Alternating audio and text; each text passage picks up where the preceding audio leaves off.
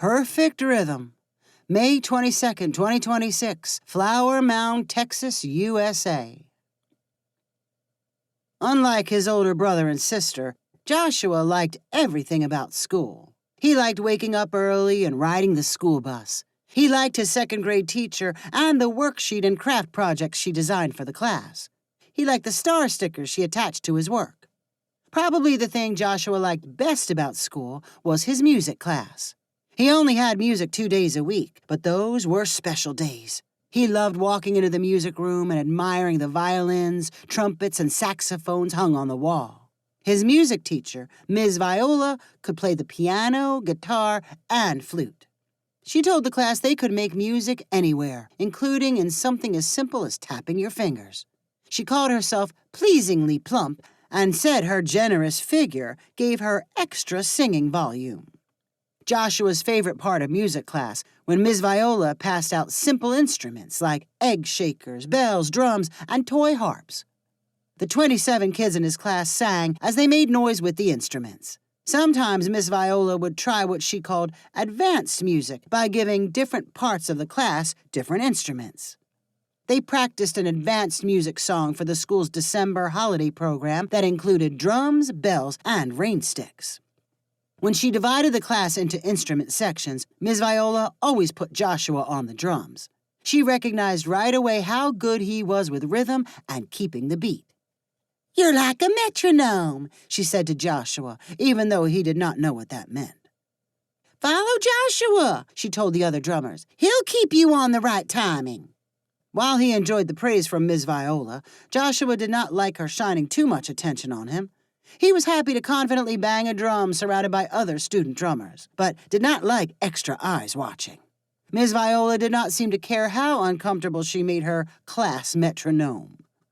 With a week left in the school year, Ms. Viola excitedly announced to the class they would spend their last day together doing what she called music share. Every student would stand up for 3 minutes and demonstrate a musical talent.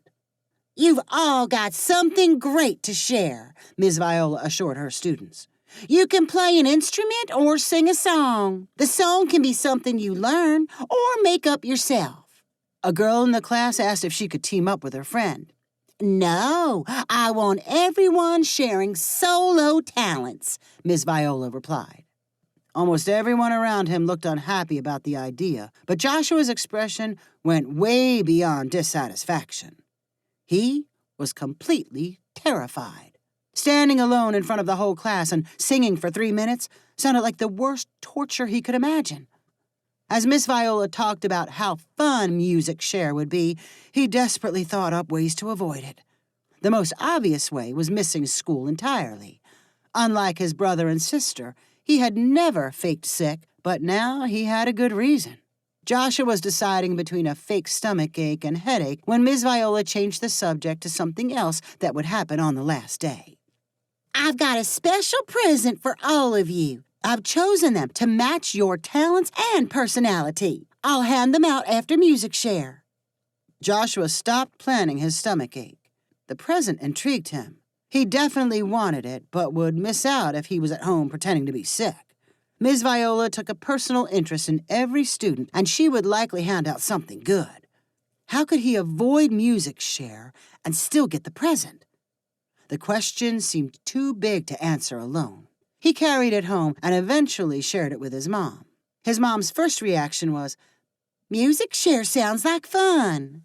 Joshua had forgotten that his mom did not understand feeling shy. She loved talking to strangers and being the center of attention in a room. Joshua tried explaining why he was scared. "I don't want people laughing when they hear me sing." "Oh, don't be silly. You have a great voice. No one's going to laugh. They'll be feeling a little nervous, too." "I just don't want to do it." "Don't worry so much. It's a great way to break out of your shell. You can practice it with me. Let's think of a song together." Joshua realized his mom was not going to be any help, and he had made things worse by telling her about music share. If he tried faking sick, she would see right through him. On the last day of school, he woke up truly feeling sick to his stomach. It was supposed to be a fun and happy day marking the start of summer vacation, but all he could think about was embarrassing himself in the music room.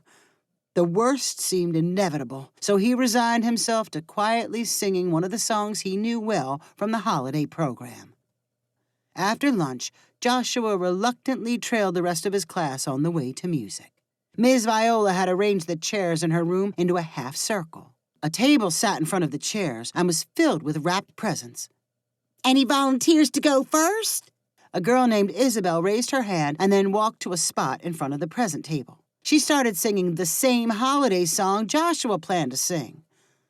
"Louder! You have to sing louder!" Ms. Viola called. Isabel blushed as she increased her volume. For the next 3 minutes, Ms. Viola encouraged her to get louder.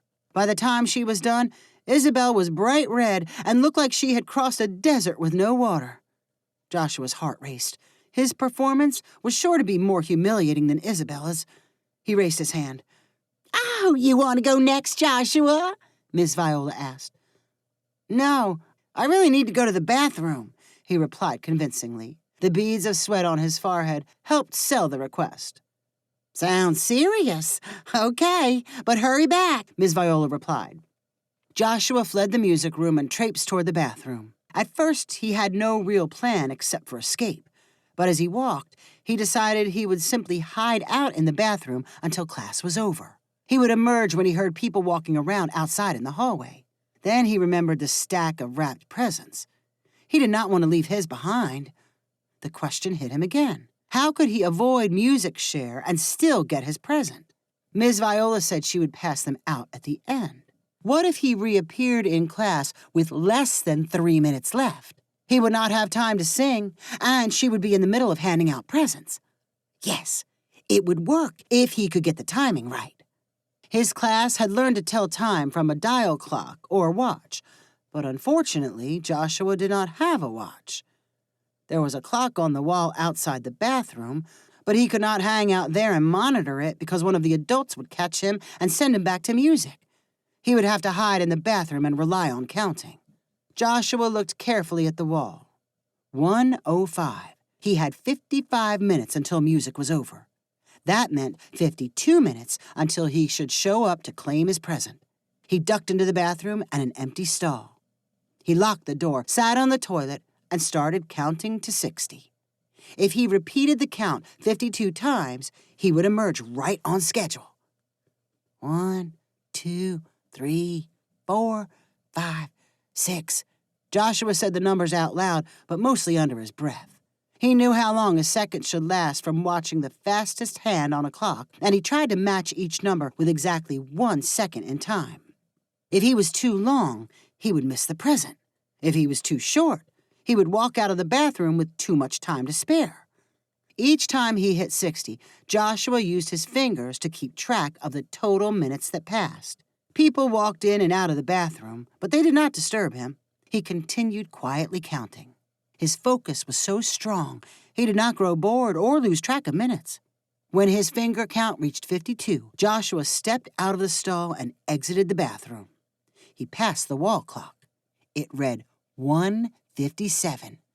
He had done it. His timing was exactly right. He hurried to the music room. On the other side of the door, Ms. Viola was handing out presents to the class. She saw Joshua walk in and she waved him over. "What happened to you? Are you okay?" Joshua clutched his stomach. "I'm feeling better now." "It's too late for you to show off your musical talent. I was hoping to see some of your perfect timing and counting." Joshua smiled just a little. He kept to himself that he had used his perfect counting in the bathroom. "Here's your present," Miss Viola added, handing him a wrapped package. "I thought it was appropriate for the class metronome." Joshua opened the gift to find an inexpensive wristwatch. He immediately put it on and checked the time. Then he thought to himself, I really could have used this 55 minutes ago.